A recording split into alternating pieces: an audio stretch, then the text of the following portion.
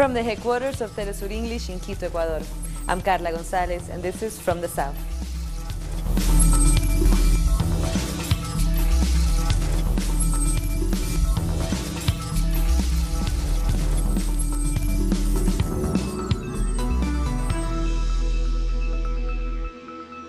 We begin in Colombia, where at least 8 people have been murdered and a number of others wounded in an attack in the Catatumbo region in the north of Santander department.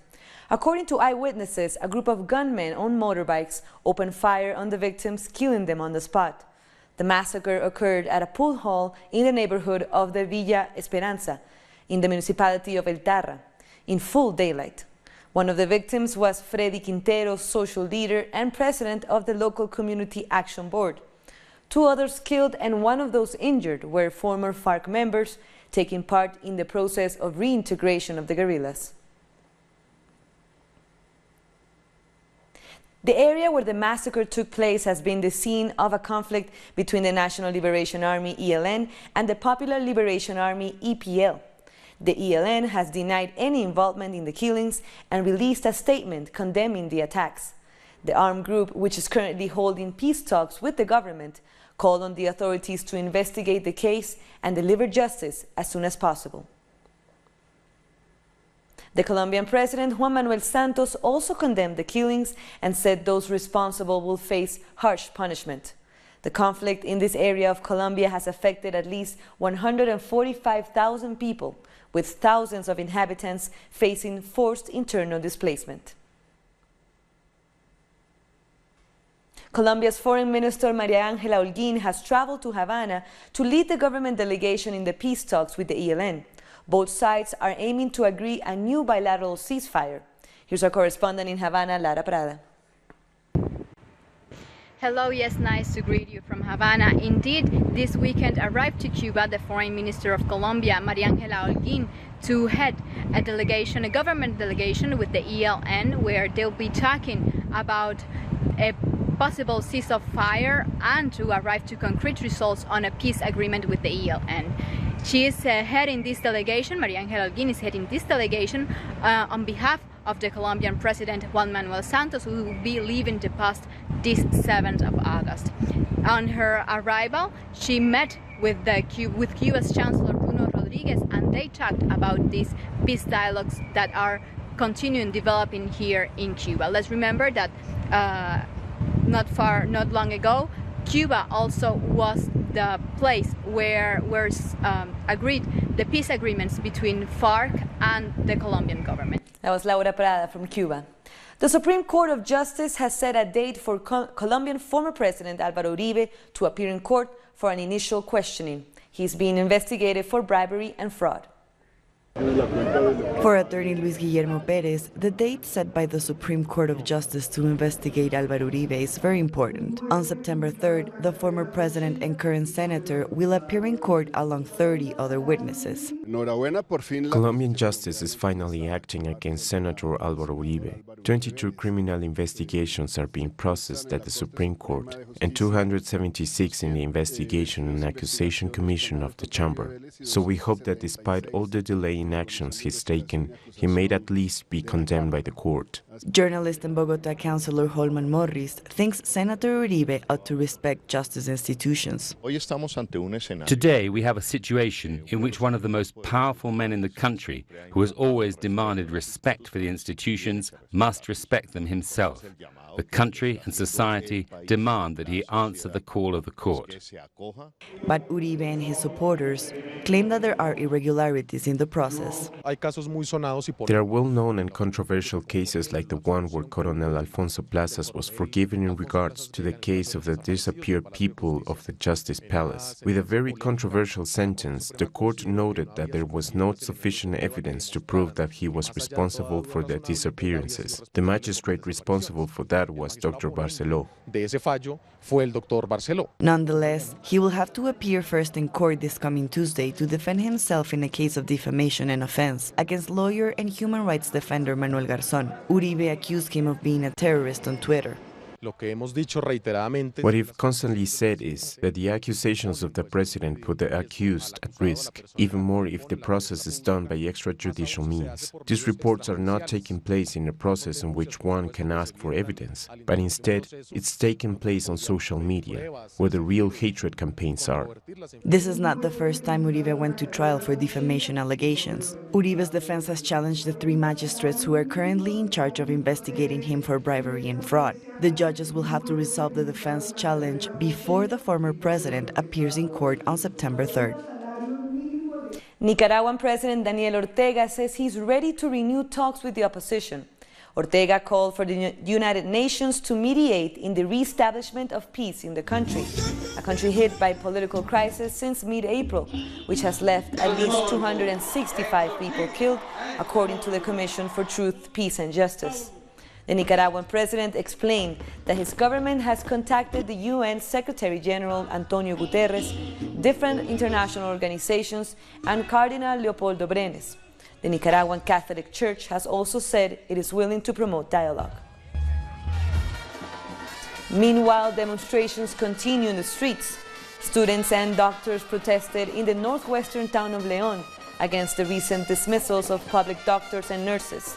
They say they have been fired for treating wounded protesters. The government says the protests and the violence have been promoted by the United States in an effort to destabilize the country. Earlier, we spoke with journalist Max Blumenthal to discuss the effects that the U.S. sanctions against Nicaragua could pose for the stability of the country. I spoke to Daniel Ortega about the effect of sanctions and whether he's prepared to face more, because it appears that Congress is pushing the NICA Act really hard. He's already faced the Global Magnitsky Act, which was tested in Russia and is being applied against his inner circle in order to drive away the business community.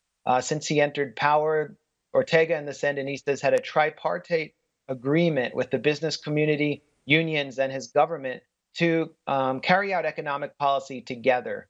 And because of the sanctions, the business community has been increasingly wary of working with the government. The alliance has been fraying and has destabilized the country. It's why when Ortega initiated a national dialogue to try to de-escalate the violence that was sweeping the country, starting in April, we saw so many business leaders like Michael Healy on the other side of the table actually pushing for regime change. And this is the U.S. goal with sanctions in Nicaragua. 34 Chilean bishops have started a 5-day meeting to address the sexual abuse cases that have shaken the church in the country. The bishops hope to seek a solution to end the scandal and to prevent new cases from happening. They also aim to establish new protocols and to collaborate with prosecutors investigating the cases. Back in May, Chilean bishops resigned en masse due to their scandal. So far, Pope Francis has accepted 5 of the resignations. Santiago's Archbishop Ricardo Esati has been called to appear in court on August 21st for allegedly covering up the abuses. We are going to analyze several things. Look for the roots and causes of the situation so that we can move forward and overcome this crisis. Respond to the requirements and especially find a way we can better collaborate with the prosecutor's office on issues of abuse. But scandals continue to chase the Chilean Catholic Church. A group of nuns from the Congregation of Sisters of the Good Samaritan in the region of Maule denounced they were victims of sexual abuse and mistreatment by former Bishop Horacio Valenzuela and various other priests. The nuns have said they were expelled from the church after reporting the abuses. The debate around Ecuador's communication law continues. The comptroller has said the competition for frequencies suffer irregularities and has suggested reforms that would mainly affect community radios. In the Ecuadorian city of Latacunga, in the Ecuadorian highlands, we found Radio Latacunga, a communication project in operation since 1981, serving indigenous communities. As a radio channel, we want to work with the audience, the people, and democratic communication. Radio La Tacunga is part of the coordinator of popular and educational community media, who has been clear about its position in advocating and supporting the contest of radio spectrum frequency distribution. The indigenous peoples recognize that thanks to different communication and participation efforts and mobile units, popular correspondents, children reporters, and field work, the indigenous movements of La Tacunga and the radio have strengthened each other.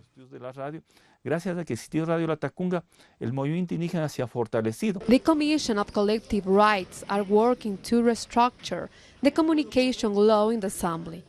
The Commission asked the controller to appear before the members to explain the irregularities he found in the last contest, and he gave his recommendation to improve the redistribution of frequencies.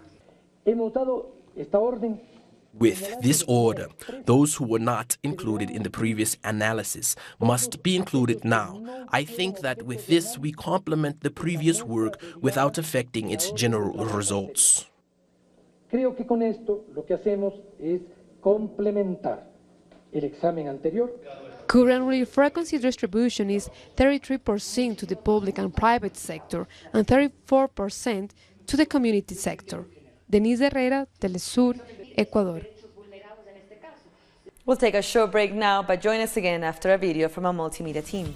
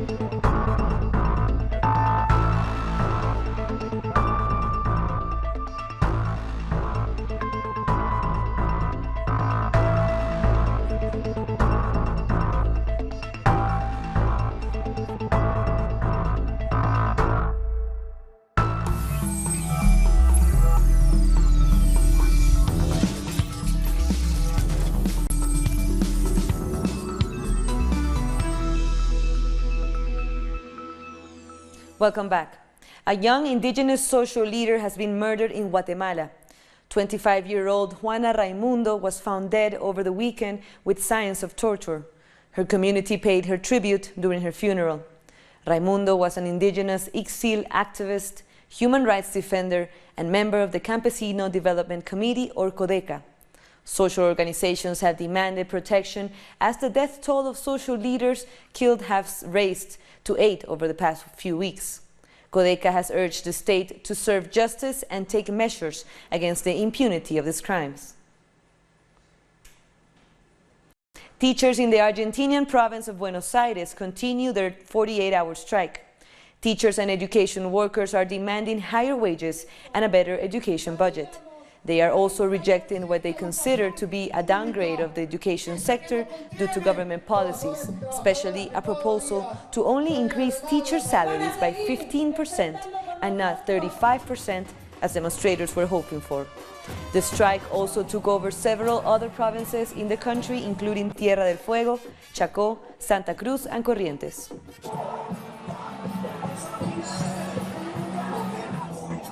Farmers are on hunger strike demanding the release of former Brazilian President Luiz Inácio Lula da Silva, with 2 weeks to go before registration for October's presidential election closes. Our correspondent Mia Alberti has more. Around 11 farmers from Brazil here are doing a hunger strike in a form of protest to demand Lula da Silva's release. They want the former president out of jail in time for the presidential elections in October, and this is happening just 2 weeks before the end of the official registration for candidates here in Brazil. So this is one of the last chances or the last tools that these groups have to demand Lula's release, because his defense lawyers have appealed to the court that he has been trialed at in Curitiba, where he's being held for a couple of months now. His defense can now appeal to the Supreme Court of Justice and to the Supreme Federal Court. And we will be updating you on this hunger strike here in Brazil. Mia Alberti from Brazil. Workers in Chile's second largest mine walked off the job and blocked the project's access on Monday. Miners in the Chuquicamata mine paralyzed production to call for the reintegration of 2 fired employees. They are also rejecting the company's plan to convert the deposit in an underground mine, which could lead to the dismissal of around 1,700 workers. Miners are discussing whether to call for a strike. 5,600 people work at Chuquicamata mine, a project run by the state-owned company Codelco, the world's leading copper producer. 700 Chilean taxi drivers have driven through the streets of Santiago to protest app-based taxi services such as Uber and Cabify. The protest was organized by the National Confederation of Taxi Drivers. They also sent a written complaint to the transportation minister. Uber has faced protests, bans, and restrictions around the world, accused of hampering traditional taxi operators and cutting into their profits through alleged unfair competition. Taxi drivers in Spain have also held a strike against the app taxi services. In Madrid, hundreds of taxi drivers parked their cars in front of the Ministry of Development to protest against ride-hailing apps for unfairly threatening their livelihoods. The drivers also opposed the suspension of laws that limit the number of licenses for app-based services.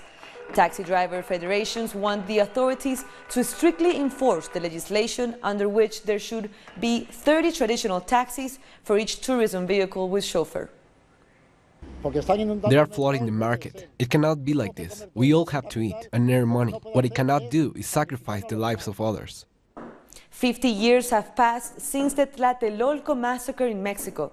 Student movements and young people are participating in efforts to ensure this is not forgotten. Pablo Perez has a story. At the Autonomous University of Mexico, UNAM, Gerardo recalls how following the military intervention 50 years ago, the director at the time opted to raise the flag at half-mast in solidarity with the student movement. They confirmed that what had happened that night or early in the morning had actually been an aggression against the university. The reason was absolutely unjust. By commemorating the anniversary of one of Mexico's most relevant social movements and the brutal repression that ended it, the current director of the UNAM remembered the actions of his predecessor, who, he says, acted according to the university's ideals. 50 years ago, in the voice of the director Barro Sierra, for our race, his spirit talk. Another way to remember this tragedy is the project called 50 to 68, which has archived photos and testimonies to tell the story on social media.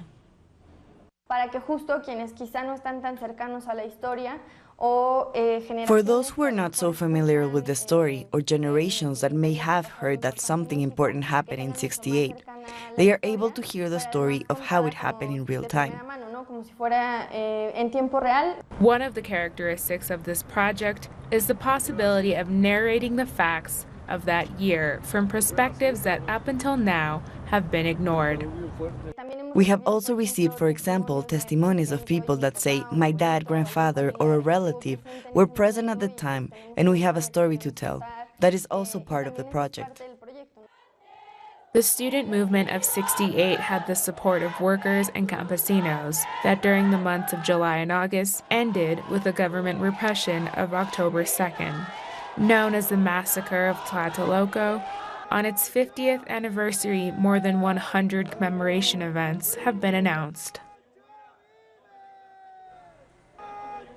Two members of the Jalisco New Generation cartel have been arrested in Mexico in connection with the disappearance of 3 Italian businessmen in January. The missing Italians were last seen on January 31st in Tecatitlan, in the western state of Jalisco. According to the investigation, the victims were picked up in Tecatitlan to be handed over to the cartel. Communication with them was then lost. We have information that José Guadalupe is probably connected with the disappearance of 3 Italian citizens in Tecalitlán, Jalisco. Last January 31st, through field work and investigation, personnel from federal security forces obtained information where José Guadalupe is likely responsible for handing over money to officers in Tecalitlán municipality. The UK government has published a report saying abuse of vulnerable women and girls by international aid workers has long been endemic. The report by the House of Commons International Development Committee follows allegation after allegation of sexual misconduct and harassment by workers belonging to NGOs which include Oxfam and Save the Children. Accusations date back to the 2010 Haiti earthquake relief mission. The findings also point to abuse in Liberia, Guinea, Sierra Leone, Cote d'Ivoire, and South Sudan, where crimes by aid workers have been carried out with impunity. Racers from around the world have faced Bolivia's infamous Highway of Death. 130 runners and 14 cyclists took part in the 7th edition of the Sky Race, one of the world's most difficult races, with participants climbing some 1,800 meters over a 28-kilometer distance. The race goes along the sides of mountains, rising from the Bolivian Amazon and ending at a finish line at 3,000 meters above sea level.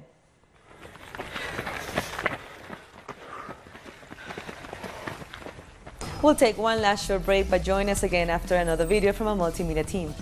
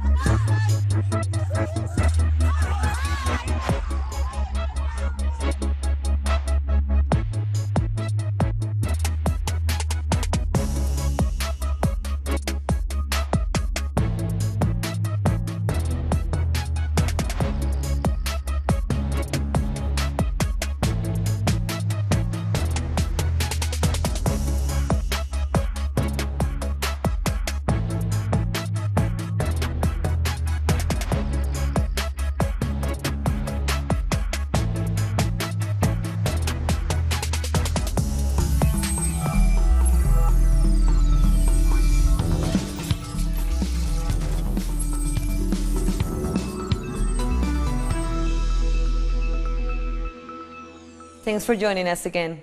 The counting is now complete in most provinces of Zimbabwe, and the first results are expected to be announced within the next few minutes from 3 p.m. local time. The chair of the Zimbabwe's Electoral Commission, Priscilla Chigumba, told reporters that there was no rigging or cheating in this first election since the ousting of Robert Mugabe. President Emerson Mnangagwa has been leading in opinion polls by a small margin. Just behind Mnangagwa is 40-year-old Nelson Chamisa, a lawyer who is vying to become the country's youngest head of state. Israeli occupation forces have detained at least 20 Palestinians. This was part of a series of raids in Ramallah and other cities in the West Bank. Among them were 4 journalists from the Al-Quds channel, including the director of its West Bank's headquarters. Local sources say that the journalists' vehicle was confiscated along with their equipment. While they were being taken, Palestinians threw stones at the Israeli soldiers. Congolese opposition leader Jean-Pierre Bemba plans to return to the Democratic Republic of Congo to register for the presidential election in December. He's coming back to DRC after a decade in prison in The Hague over war crimes convictions. But President Joseph Kabila's ruling coalition says Bemba should be declared ineligible to stand in the election because of a witness tampering case against him in The Hague. Bemba was convicted of war crimes and violations against human rights post-presidential elections in 2006, when fighters loyal to him clashed with state troops, but was acquitted of those charges in May. The presidents of Eritrea and Somalia have announced that they plan to establish diplomatic relations after more than a decade of hostility. Somali President Mohamed Abdullah is on state visit to Eritrea for meetings with his counterpart, Isaias Afwerki.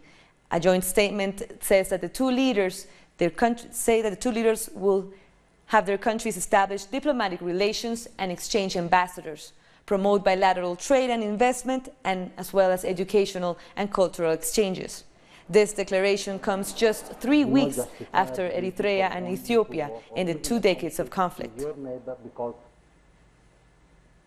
As Malians await the final vote count of the presidential elections held on Sunday, the two main parties have announced their projections. The incumbent president, Ibrahim Boubacar Keita's IIBK party, announced that according to their initial estimates, they are largely in the lead, whereas the opposition party led by Somali Cisse said that it would likely go to a runoff. The official results are expected on Friday. And with that, we come to the end of this news brief, but as you know, there's another stories you can find on our website at telesurtv.net/English. And you can also join us on social media on Facebook, Twitter, and Instagram. For Telesur English, I'm Carla Gonzalez. Thank you for watching.